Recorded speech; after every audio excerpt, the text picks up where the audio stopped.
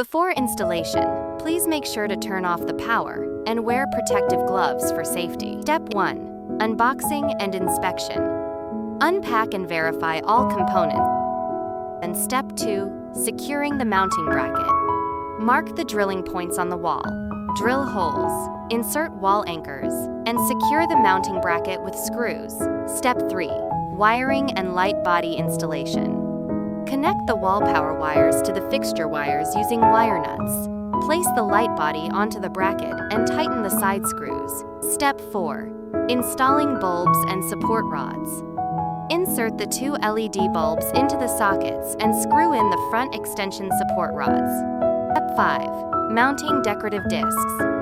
Align the upper disc onto the rod and secure it with the decorative brass cap. Repeat the process to secure the lower disc.